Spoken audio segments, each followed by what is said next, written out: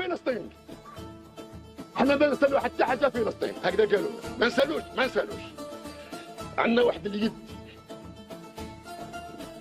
باش تفهموا مليح.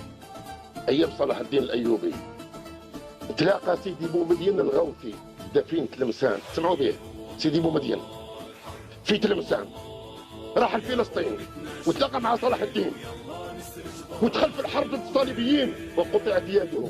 يده راهي مدفونه ثم نروحوا نجيبوه كبر تاعنا من ثم.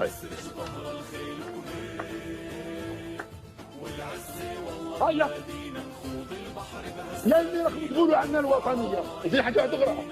الصور تاع البوراق، اسمح لي يا سي عنبر، الصور تاع البوراق اللي مسميينه حائط المبكى. حائط البوراق سمعوا ولا ما سمعوش به؟ حائط البوراق بناه سيدي بومدين في حي المغاربه، حجره والحجره تاعنا. وين راهي الغيره؟ احنا وطنيين عندنا الغيره، نروح نحرر الصور، نجيب الحيط،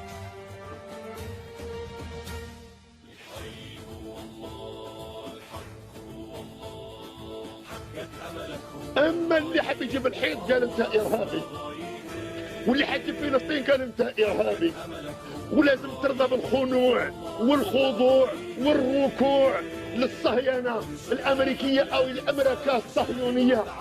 نقول لهم لا، كل واحد يسال، احنا كاع نسالوا، وهذه ارض الله وما يمكنش نستبحوا في اي انسان اخذت منه ارضه او تصيب منه عرضه.